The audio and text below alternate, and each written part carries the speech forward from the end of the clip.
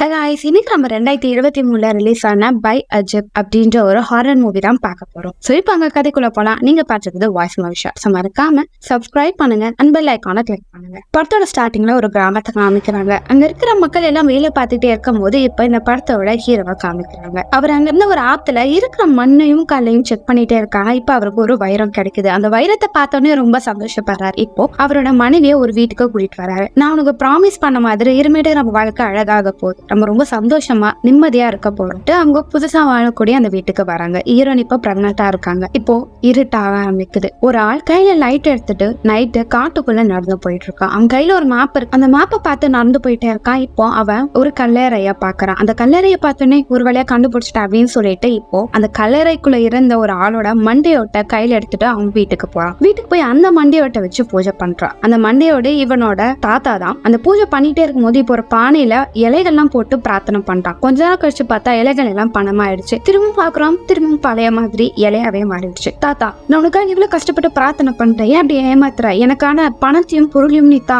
பிறண்டி நீ கேட்டதெல்லாம் தரேன், ஆனா எனக்கு ஒரு மனுஷனோட உடல் வேணும், நான் இங்க வாழணும், அப்பதான் நீ கேட்டதெல்லாம் நான் பண்ணி தருவேன் அப்படின்னு முட்டு. ஓ வாசை தானா? எப்ப அடுத்த நாள் ஹீரோனி செக்அப்காக கிராமத்துல இருக்கிற ஒரு பாட்டியோட வீட்டுக்கு போறாங்க. அவங்களும் வயிற்று பாக்குறாங்க. பாப்பா ஆரோக்கியமா இருக்கு, எனக்கு தெரிஞ்சு ஆண் குழந்தையதான் இருக்கும் அப்படின்னு பேசிட்டே இருக்காங்க. பேசிட்ட பிறகு இப்போ அந்த கிராமத்துல இன்னைக்கு கிரகணம் இருக்கு, அதனால யாருமே வெளியே போகாதீங்க, முக்கியமா பெண்களும் குழந்தைகளும் வெளியே இருக்காதீங்க, ஆபத்து உங்களை டீமன் பிடிச்சுக்கும் அப்படின்ற மாதிரி தகவல் சொல்லிட்டு இருக்காங்க. இந்த விஷயம் தெரியாத ஹீரோனியும் வீட்டுக்கு போகிறதுக்காக அங்க நடந்து போயிட்டு இருக்காங்க. இங்க நம்ம படத்தோட ஹீரோவும் இப்போ அவர்கிட்ட நிறைய பணம் வந்தனால இன்னுமே அதிகமா சம்பாதிக்கணும் பேர ஆசைனால அந்த கிராமத்துல இருக்கிறவங்க எல்லாரையும் மிரட்டி அவங்களோட சொத்தெல்லாம் இவர் பேர்ல மாத்திட்டு இருக்காரு. இப்ப ஹீரோனியும் தேவன பொருள்லாம் எடுத்துட்டு வீட்டுக்கு போறதுக்காக நடந்து வந்துகிட்டே இருக்காங்க. அப்படி நடந்து வந்துட்டே இருக்கும் போது இப்போ காட்டுல ஏதோ ஒரு அமானுஷமான குரல் கேக்குது. ஒரு நாள் ஹீரோனிய பின்தொடர ஆரம்பிக்கு. காட்டுக்குள்ள வேகமா ஓடி போயிட்டே இருக்காங்க. இப்போ இருட்ட ஆரம்பிச்சிருச்சு. அந்த மந்திரவாதியும் ஹீரோனி கிட்ட வரான். ஹீரோனை பார்த்தோன்னே சிரிக்கிறான். இப்ப ஹீரோனி கண்ணை திறந்து பாக்குறாங்க. அவங்க கல்லறைக்கு பக்கத்துல இருக்காங்க. நாட்டு இங்க வந்தேன்னு சொல்லி கத்த மோதி போங்க அந்த கல்லறைக்குள்ளேயே விழுந்துடுறாங்க. இப்ப அவங்க கண்ணை திறந்து பாக்குறாங்க.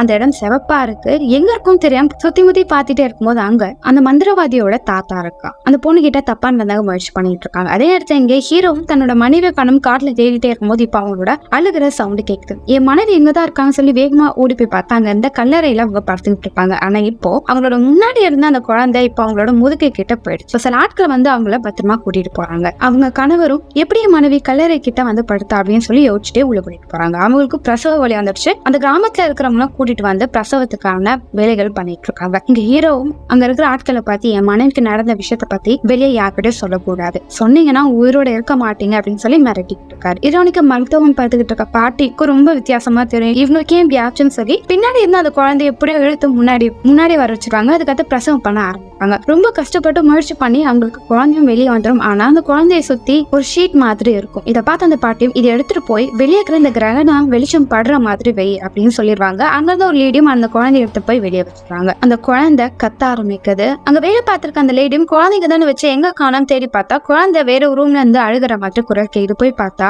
குழந்தையோட உடம்பு இருக்கும், ஆனா தலை மட்டும் அந்த தாத்தோட தலை இருக்கும். அதை பார்த்து அந்த லேடி பயந்துருவாங்க. அந்த குழந்தை ஓடி வந்து அந்த லேடியை பிடிச்சி கடிச்சு கொதற ஆரம்பிக்கும். இங்க ஹீரோவும் குழந்தை எங்க போச்சுன்னு சொல்லி தேடி கிச்சன் பக்கம் வந்தா அந்த லேடி கீழே விழுந்து கிடப்பாங்க. குழந்தை அங்க இருக்காது. அந்த லேடி இறந்தனால இந்த விஷயம் யாருக்கும் தெரியக்கூடாதுன்னு சொல்லி அங்க பிரசவம் பார்த்து அந்த பாட்டி கிட்ட எல்லாத்தையும் பேக் பண்ணி வச்சிருங்க, இந்த லேடிக்கு என்ன ஆச்சுன்னு யாருக்கும் தெரியக்கூடாது அப்படின்னு சொல்லிட்டே இருக்கும் போது இப்போ ஹீரோக்கு குழந்தை அழுகிற சவுண்ட் கேட்குது. சரி நீங்க இங்க வந்து போங்க, நான் பாத்துக்கிறேன். அவர் காட்டு வழியா நடந்து போறாரு. அங்க குழந்தை தரையில படுத்துக்கிட்டு இருக்கு. அந்த குழந்தைய எடுத்து வச்சுட்டு அப்பா இங்க வந்துட்டு உனக்கு ஒன்னும் ஆகாதுன்னு சொல்லி அவங்க மனைவி கிட்ட குழந்தை கொடுக்குறாங்க. அவங்களும் ரொம்ப சந்தோஷப்படுறாங்க. அதே நேரத்தை இங்க அந்த மந்திரவாதியும் தாத்தா நீ சொன்னதை நான் பண்ணிட்டேன், எனக்கு கேட்டது தான் அப்படின்னும் போது அவன் ஆசைப்பட்ட எல்லா பணத்தையும் பொருளையும் அதை காட்ட அவனுக்கு தராங்க. இப்போ 7 வருஷம் கழிச்சு காமிக்கிறாங்க. அவங்களோட கிராமத்துல ஒரு பழக்கம் வழக்கம் இருக்கும். ஆண் குழந்தையா இருந்தோம்னா அவங்களோட மெயினான ஒரு கடவுளுக்கு படைப்பாங்க. அது ஒரு திருவிழா மாதிரி பண்ணுவாங்க.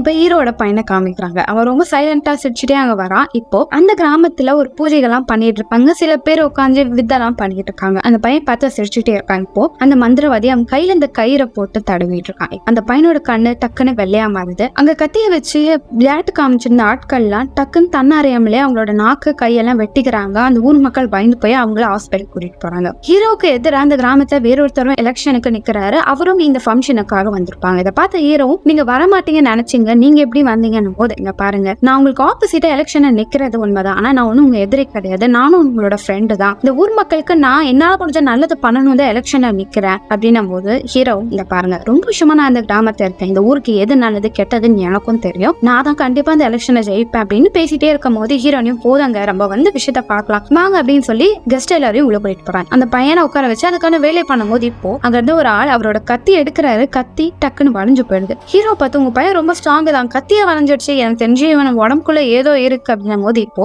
அந்த கிராமத்துல அந்த குரான் ஓசை கேட்கும் போது இவனுக்கு பயம் வந்துடும். காதை மூடிட்டு எனக்கு பிடிக்கல அப்படின்னு சொல்லி கத்தியை ஓடி போயிடுவான். இதனால அங்க இருந்து உங்க பையனோட உடம்புல ஏதோ இருக்கு போல, அவன் பண்றத விசித்திரமா இருக்கு அப்படின்னு சொல்லிட்டே இருக்கும்போது ஹீரோ கோவம் திரும்பவும் இது மாதிரி விஷயத்த பேசினா அவன் உயிரோட விட மாட்டேன்னு சொல்லி அவனை மிரட்டி விட்டுருவாங்க. அது மட்டும் இல்லாம வந்து கெஸ்ட் எல்லாரும் திரும்பவும் போயிருங்க அப்படின்னு சொல்லி அமைச்சிருவாங்க. அந்த இடத்துக்கு ஹீரோனிய பிரசவம் பார்த்த பாட்டி வருவாங்க. அவங்க நான் தான் சொன்னல, இந்த குழந்தை உடம்புல ஏதோ ஒரு அமானுஷம் இருக்கு, இதை நீ மேலும் இப்படி விட்டனா இந்த கிராமத்துக்கே ஆபத்துன்ற மாதிரி சொல்லும் போது ஹீரோவும் இங்க பாருங்க, என் பையன் நல்லா தான் இருக்கான், தேவையான விஷயத்த சொல்லாதீங்க, உங்களுக்கு என்ன பணம் தானே, தேவையான பணத்தை கொடுத்தோடனே அந்த பாட்டி பணத்தை வாங்கிட்டு அங்க போயிடுறாங்க. இப்போ அந்த ஃபங்க்ஷன் டைம்ல ஒரு ஆள் போட்டோ எடுத்திருப்பாரு. அந்த போட்டோஸ் எல்லாம் ரெடி பண்ணும் போது இப்போ அந்த பையனோட தலை மட்டும் வயசானவரோட தலை மாதிரி இருக்கும். இதை பார்த்தா ஒரு பயந்து போயிருப்பாரு. எடுத்த எல்லா போட்டோமே அப்படிதான் இருக்கு, இது ஹீரோ கிட்ட சொல்லணும்னு நினைக்கும் போது இப்ப அந்த இடத்துல அமானுஷமான குரல் கேட்குது. அந்த பையனோட உடம்புல இருக்கிற வயசானவர் இந்த இடத்துக்கு வந்துருவாரு. அந்த போட்டோ எடுத்தவரையும் கொலை பண்ண முயற்சி பண்ணுவாரு. ஆனா அந்த ஆத்மாவை தள்ளி விட்டுட்டு வண்டி எடுத்துட்டு ஹீரோ கிட்ட எல்லாமே சொல்லணும்னு சொல்லி வண்டி ஓட்டிட்டு போகும்போது இப்ப அவருக்கு முன்னாடி அந்த சின்ன பையன் நிற்பான். அவன் மேல இடிச்சிடக்கூடாதுன்னு வண்டியை திருப்பும் போது அவர் கீழே விழுந்துருவாரு. எழுந்து ஓடும் போது ஒரு பெரிய லாரி வந்து அவர் இடிச்சிடும். ஸ்பாட்லயே அவர் இறந்து போயிடுவார். இங்க ஹீரோவும் பையனை பொண்ணும் பெட்ரூம்குள்ள போவாரு. ஆனா அந்த பையன் அங்க இருக்க மாட்டான். கொஞ்ச நேரம் கழிச்சு பார்த்தா அவன் பெட்ல படுத்துட்டு இருப்பான். அதுக்குள்ள எப்படி இவன் வந்தான், இவ்வளவு இங்க இல்லையே அப்படின்னு சொல்லி அவனோட காலை பார்க்கும்போது காசு எல்லாம் மண்ணாரும். ஹீரோட பையன்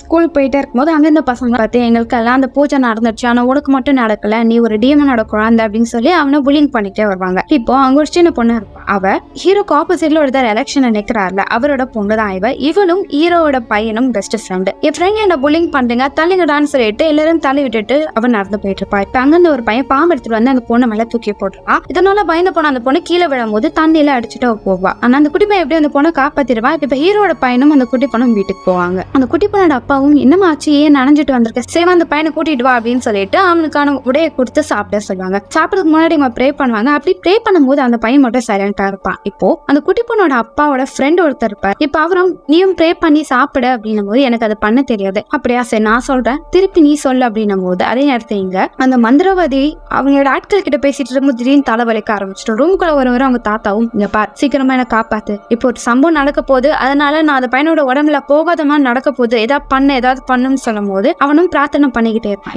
இப்ப அந்த பையனும் வாசிக்க வருவான திடீர்னு அவன் இல்ல நான் எங்க போறேன்னு சொல்லிட்டு சாப்பிடாம அந்த இடத்த விட்டு வேகமா வீட்டு வருவான். அப்படி அவன் நடந்து போயிட்டே இருக்கும் போது அவனோட ஃப்ரெண்டு தள்ளி விட்டு அந்த பையன் நின்றுட்டு இருப்பான். சும்மாட கூட சொல்லி தள்ளி விட்டுட்டு வேகமா ஓடி போயிடுவான். அந்த பையனும் டேய் எங்கடா நினைப்பத பயந்து வர்ற, தைரியமா அந்த முன்னாடி வரான்னு சொல்லிட்டு அவன் அங்க இந்த ஆட்டு தொழுக கிட்ட போவான். போகும்போது அந்த இடம் ரொம்ப அமைதியா இருக்கும். அங்க தண்ணி வைக்கிற ஒரு தொட்டி இருக்கும். கிட்ட போனா அந்த தாத்தாவோட உருவம் வரும். அதை பார்த்து அந்த பையன் அலறடிச்சு ஓட ஆரம்பிப்பான். அதே நேரத்துல இங்க ஹீரோட இடத்துல குதிரைகள்லாம் இருக்கும். அந்த குதிரையில ஒரு குதிரைக்கு மதம் பிடிச்ச மாதிரி அது அங்கிருந்து வேகமா ஓட ஆரம்பிக்கும். அப்படி ஓடிட்டே இருக்கும்போது இங்க அந்த பையனும் அந்த பேயை பார்த்து பயந்து போய் ஓட ஆரம்பிப்பான். ஓடும் போது அவன் மேல அந்த குதிரை இடிச்சிடும். அவனோட காலை நல்லா நசிக்க விட்டுரும். அதனால அவனோட கால் ஒரு பக்கம் திரும்பிடும். கால் இருந்து ரத்தம் பீச்சு வந்துகிட்டே இருக்கும். அதை பார்த்து அவன் பயந்துகிட்டே இருப்பான்.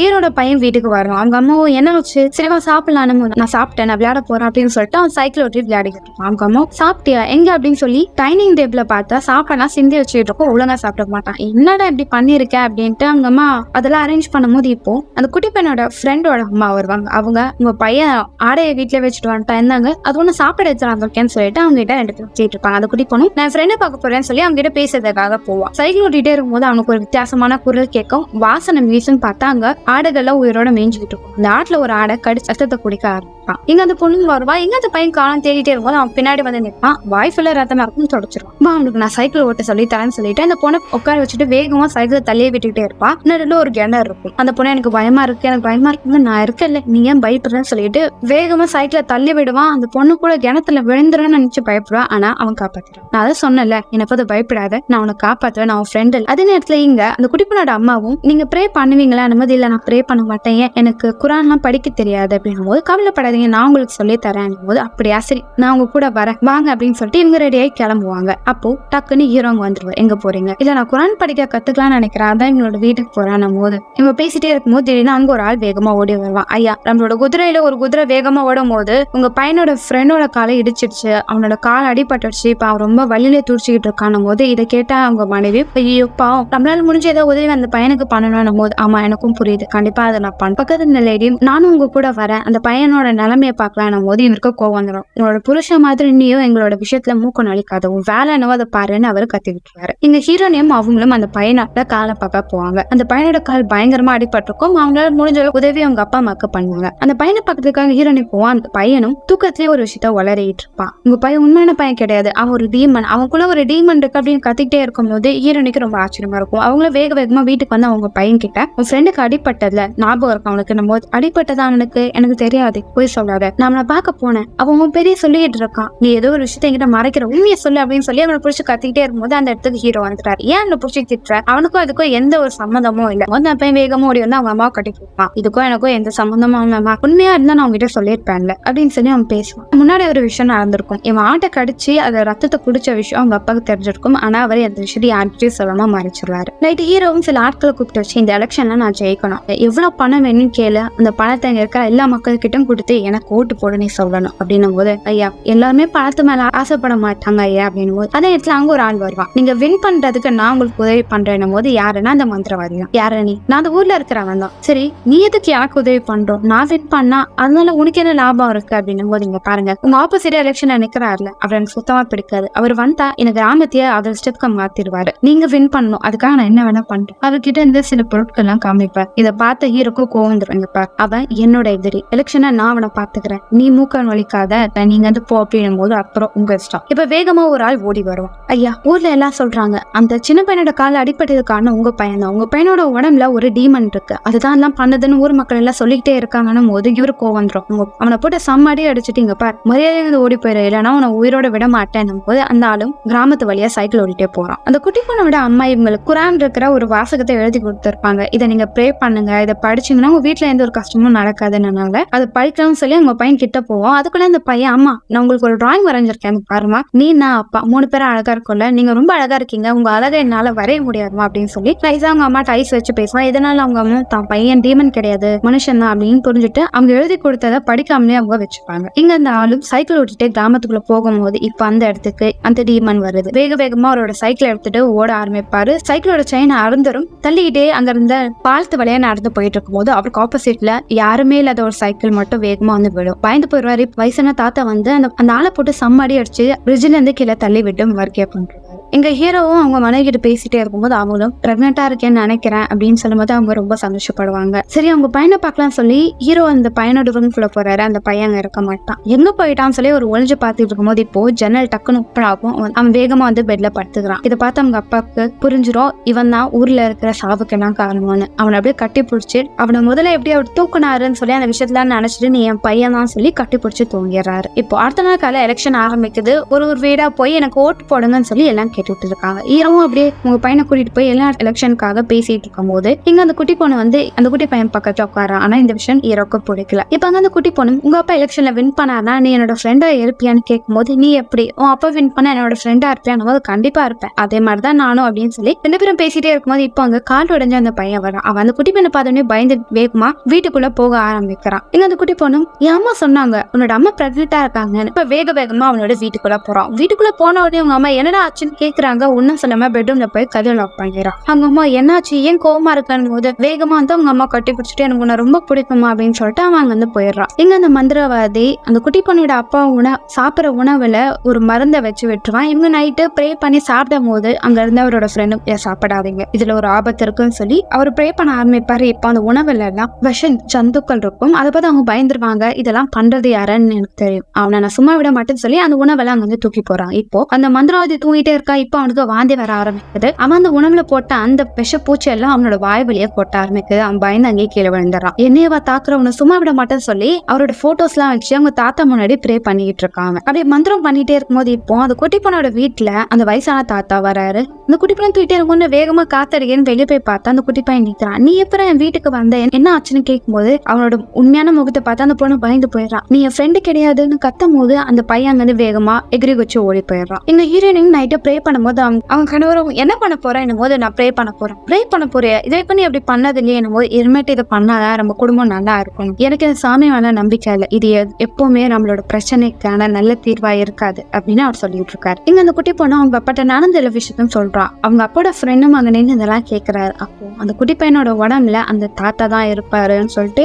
அந்த தாத்தாவோட பிளாஷ்பேக் சொல்றாங்க. அவர் ரொம்ப வருஷத்துக்கு முன்னாடி இந்த கிராமத்தை இறந்தாரும் ரொம்ப பணக்காரரா இருந்தனால எல்லாரையும் ரொம்ப ரொம்ப மோசமா ட்ரீட் பண்ணுவாரு. அது மட்டும் இல்லாம அவரு குரங்கோட மூளையை சாப்பிடுவாரு. அதை தாங்க முடியாம அந்த மக்கள் ஒரு நாள் அவரை நைட்டு பிடிச்சு அவரோட கை கால் எல்லா பக்கமும் கயிறு கட்டி குதிரையால இழுத்து இந்த உடம்ப ரொம்ப சித்திரவதை பண்ணி போட்டு தங்குவாங்க. அவரோட ஆத்மா இங்கதான் தெரிஞ்சிருந்தது. இப்ப அந்த ஆத்மா அந்த குட்டி பையனோட உடம்புல இருக்கு. இது ரொம்ப ஆபத்தான விஷயம், இது தடுத்து நிறுத்தணும் அப்படின்ற மாதிரி அவங்க பேசிட்டு இருக்காங்க. அடுத்த கால ஹீரோவும் அவங்க பையனோட ஜன்னல் எல்லாத்தையும் ஆணியால அடிச்சு க்ளோஸ் பண்ணிட்டு இருக்காரு. அங்க வந்து அந்த மந்திரவாதியும் உங்களால எதையும் நிறுத்த முடியாதுன்னும் போது மரியாதையும் வந்து போயிரு, நான் என்ன பண்ணேன்னு தெரியாத உடனே அவன் அங்க வந்து வேகமா போயிடறான். இந்த ஹீரோனையும் வேலை பார்த்துட்டே இருக்கும்போது உங்க பையன் வீட்டுக்கு வரான். என்னடா ஸ்கூலுக்கு போலியானும் போது நான் ஸ்கூலுக்கு போலமா உன்னை நான் பாதுகாக்கணும், அவன் கிட்ட இருந்து யார்கிட்ட இருந்து எனக்கு காப்பாற்றணும், இது சீக்கிரட். அவன் அவங்க அம்மா வேலை பார்த்துட்டே இருப்பாங்க, சைக்கிள் ஓட்டி அவங்க விளையாடிட்டே இருப்பான். பார்த்து விளையாடி கிணத்துல விழுந்துற போற அப்படின்னு சொல்லி அவங்க அம்மா வேலை பார்த்துட்டே இருக்கும்போது இங்க ஹீரோவும் அவங்களோட ஆட்களை கேட்டா என்ன எலெக்ஷன் எப்படி போயிட்டு இருக்கு, மக்கள் எல்லாம் பத்தி என்ன நினைக்கிறாங்கன்னு போது ஐயா நீங்க சொன்னது உண்மைதான், சில பேர் நீங்க பணத்தை கொடுத்தவங்களுக்கு ஓட்டு போறேன்னு சொல்லிட்டாங்கன்னு போது நான் சொன்னேன்ல பணத்தை வச்சு இங்க வாங்க முடியாத பொருளே ஒண்ணும் இல்ல,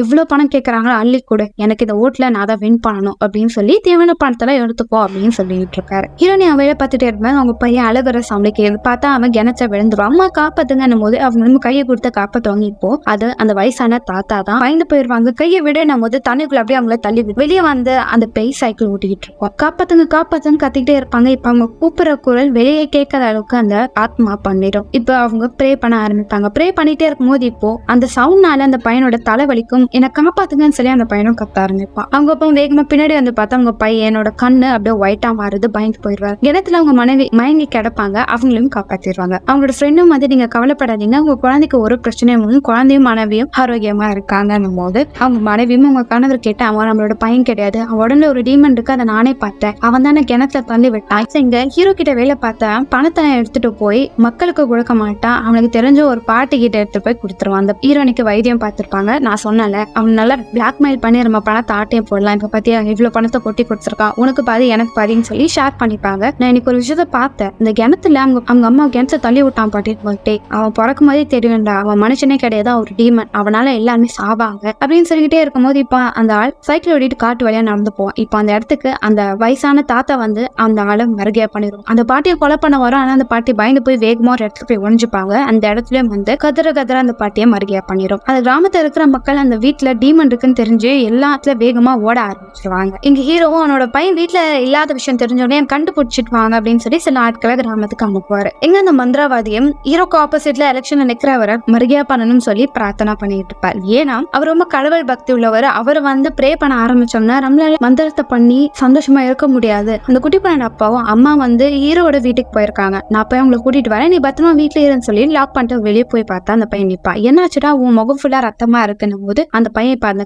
தாத்தாவும் மாறான். அப்படியே அந்த ஆள் அப்படியே கொலை பண்ண முயற்சி பண்றான். இதை பார்த்து அந்த பொண்ணு என் அப்பா விட்டுன்னு கத்திட்டு கதை உடைச்சிட்டு வெளியே வரா. வந்து பார்த்தா அந்த பையன் அவங்க அப்பாவோட தலையில உட்காந்து அவரை கழுத்து பிடிச்சி அப்படியே கொலை பண்ண பாக்குறாரு. நீ அப்பா விடு, நீ என் ஃப்ரெண்டே கிடையாது, என் ஃப்ரெண்டை விட்டு வெளியே போன கத்திக்கிட்டே இருக்கும்போது இப்ப அந்த பையன் மயங்கி அப்படியே கீழே விழுந்துறான். அவனை தூக்கிட்டு வேகமா ஹீரோட வீட்டுக்கு போறாங்க. அதே இடத்துல இங்க அந்த குடிப்பனோட அங்கிள் அந்த உண்மையான மந்திரவாதி எங்க இருக்கான்னு கண்டுபிடிச்சு அவனை போய் செம்ம அடி அடிப்பாரு. அந்த குடிப்பனை தூக்கிட்டு ஹீரோட வீட்டுக்கு வராங்க. ஹீரோவும் பார்த்து பயந்து போயிடுறாரு. அவனுக்கு என்னாச்சுன்னு போது அந்த அங்கிள் அங்க வராங்க. இந்த பாருங்க, நீங்க ஒன்னும் பயப்படாதீங்க, இந்த பையனோட உடம்புல இன்னும் அந்த ஆத்மா இருக்கு, அந்த ஆத்மாவை இந்த பையனோட உடம்பை விட்டு போக வைக்கணும், அப்பதான் உங்களுக்கும் இந்த கிராமத்துக்கும் எந்த ஒரு பிரச்சனையும் வராது அப்படின்னு சொல்லிட்டு அவனோட வாயை கட்டி போட்டுட்டு குரான்ல இருக்கிற எல்லா வார்த்தைகளும் சொல்லிக்கிட்டே இருக்காங்க. அப்படி சொல்லும் போது அவன் கத்தி கதறிட்டு இருக்கான். அப்படியே அவன் உடம்பு அப்படியே மேல பறக்குது. இதை பார்த்து அவங்க அம்மா எங்க குழந்தை வலையை துடிக்கிறான், அவனை விட்டு போயிருன்னும் போது அந்த பேய் அப்படியே ஸ்பைடர் மேன் மாதிரி செவுத்துல அப்படியே பறந்து போகும். ஹீரோனோட கழுத்தை பிடிக்க ஆரம்பிக்கும். ஆனா ஹீரோ வந்து காப்பாத்திடுறாரு. நீ இவன் உடம்பை விட்டு போய்தான் அப்படின்னு சொல்லி மந்திரத்தை போட்டுக்கிட்டே